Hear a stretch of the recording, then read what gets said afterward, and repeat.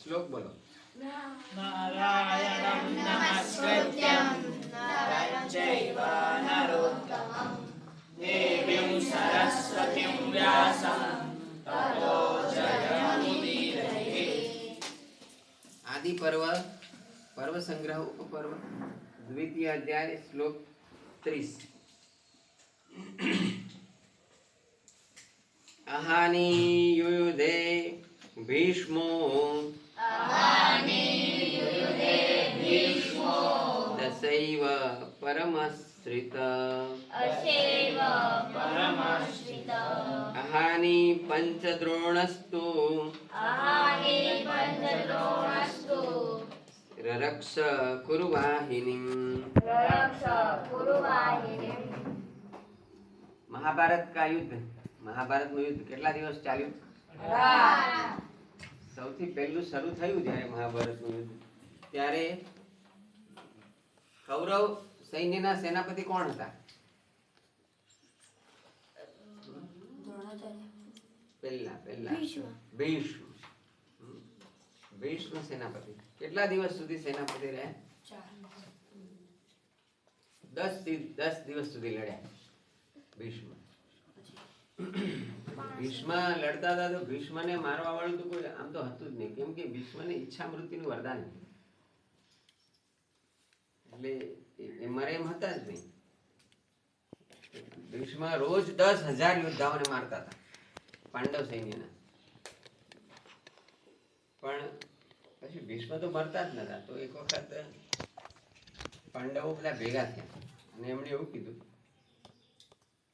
કે આ ભીષ્મ મરતા નથી, એ તો રોજ આપણા 10,000 યોદ્ધાઓને મારી નાખે છે, તો કરવું શું? ભીષ્મને મારવા કેવી રીતે? કૃષ્ણ ભગવાને યુક્તિ આપી કે તમે ભીષ્મને જ જઈને પૂછો કે ભાઈ તમને કેવી રીતે મારવાના, તમે તો મરો એમ છો જ નહીં. તો પછી યુધિષ્ઠિર ગયા અને ભીષ્મને પૂછ્યું કે પિતામહ, આ યુદ્ધની અંદર તમે તો આટલો બધો સંહાર કરો છો, રોજ 10,000 યોદ્ધાઓને પાંડવ સૈન્યમાં મારી નાખો છો, તમને જ્યાં સુધી છો ત્યાં સુધી તો અમે જીતીએ એવું લાગતું નથી. હવે અમારે જીતવું હોય તો અમારે તમને મારવા પડે, તો કેવી રીતે મારવાના એ કહો, બોલો વિચાર કરો. કેવી હિંમત વાળા માણસો કે સામેના માણસને જઈને એમ પૂછવાનું મારે તમને કેવી રીતે મારવાના, આવું પૂછાય? પણ યુધિષ્ઠિર ગયા પૂછવા. અને કોને પાછું? બીજાને નહીં, દાદાને જ પૂછ્યું. અને ભીષ્મ પણ એવા ખેલદિલ હતા, એમણે પણ યુક્તિ બતાડી દીધી. ખબર છે શું યુક્તિ બતાવી? શિખંડીને આગળ રાખવાનું કીધું. હું સ્ત્રી સામે હથિયાર ચલાવતો નથી, આવું કીધું. અને શિખંડી જે હતો ને એ એના જન્મ્યો ત્યારે સ્ત્રી હતો, પછી એમાંથી પુરુષ બન્યો, એટલે એણે કીધું શિખંડીને હું સ્ત્રી જ ગણું છું. એટલે અર્જુનને કહેજો કે શિખંડીને આગળ રાખવાનું અને પછી એની પાછળ રહીને બાણ ચલાવે. તો હું તો બાણ ચલાવીશ નહીં, કારણ કે મને અર્જુનની આગળ તો શિખંડી હશે, એટલે શિખંડી ઉપર હું બાણ નહીં ચલાવું. એટલે અર્જુન એકલો જ બાણ ચલાવશે, એની સામે મારું એક બાણ આવશે નહીં તો હું વિંધાઈ જઈશ અને તો હું મરીશ. બાકી બીજી કોઈ રીતે તમે મને મારી શકો એમ નથી. આવી યુક્તિ એમણે બતાડી. તો 10મા દિવસે આવી રીતે યુદ્ધ થયું.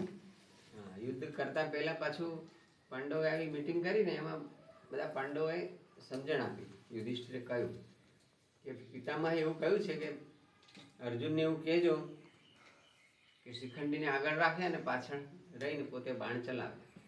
તો અર્જુન તો ગુસ્સે થઈ ગયો કે હા એવી રીતે વળી હોતું હશે, હું વળી મારી આગળ બીજા કોઈને રાખું તો હું પરાક્રમી શેનો ગણાવું, મારી આબરૂનું શું? તો એ તો મીટિંગ છોડીને બહાર નીકળી ગયો. આપણે આવી રીતે લડવું નથી, હું તો આમને સામને લડીશ. ખરા જેમ યુદ્ધ ક્ષત્રિય વીર હોય ને એ આવી રીતે છુપાઈને યુદ્ધ કરે તો ના કરે. અર્જુન કે હું તો ક્ષત્રિય બચ્ચો, આવી રીતે હું કોઈની પાછળ રહીને ના લડું, આપણાથી એવી રીતે નહીં લડાય ભાઈ. હા, મરી જવા મરી જાય, બાકી આવી રીતે ના લડીએ આપણે એમ કહીને ગુસ્સે થઈને મીટિંગમાંથી બહાર નીકળી ગયો તંબુ. બહાર નીકળીને આમ જોડા પહેરતો હતો, એમાં બહારથી કૃષ્ણ ભગવાન આવ્યા. એટલે કે પેલો આમ લાલ પીળો થઈ ગયેલો અર્જુન, એટલે પૂછ્યું કેમ ભાઈ આટલો બધો ગુસ્સે થઈ ગયો, શું કઈ સમસ્યા છે? તો અર્જુન કે હા જુઓ ને કૃષ્ણ ભગવાન, અંદર જે બધા અમારા ભાઈઓ બેઠા છે એ મને અવળું શીખવાડે છે. હા, કે તારે શિખંડીને આગળ રાખવાનું ને પાછળ રહીને બાણ ચલાવવાના. આવું તો મરદનો બચ્ચો આવી રીતે લડે કોઈ દિવસ? કૃષ્ણ ભગવાનને કે એવું અર્જુન કહે છે. બોલો ભગવાન, આવી રીતે મરદનો બચ્ચો લડે કોઈ દિવસ કોઈની પાછળ છુપાઈ? મને આવું શીખવાડે છે. પછી મીટિંગમાં હું બેસું કે આપણે તો નીકળી ગયા બહાર કે કૃષ્ણ ભગવાન ધીમે રહીને હાથ મૂકી એના ખભે અને કે અર્જુન આપણે એવી રીતે જ લડવાનું છે. એવું ભગવાન સારું થાય પાછા એવું સમર્પણ હોવું જોઈએ આપણે. ભલે આપણને કોઈ વાત માન્ય હોય ના હોય, પણ એક જગ્યાએ આપણી એવી હોવી જોઈએ કે એ માણસ કહેશે ને તો હું કોઈ દલીલ નહીં કરું. એક જીવનમાં એક ગુરુ એવા હોવા જોઈએ કે આપણા મગજમાં બેસે કે ના બેસે તો પણ એ કહે એટલે ફાઇનલ, તો એવું કરવાનું તો જ આપણો વિજય થાય. એક જગ્યા એવી હોવી જોઈએ કે એની આગળ આપણે દલીલ ના કરીએ. ચલો, વાર્તા ઇતિ.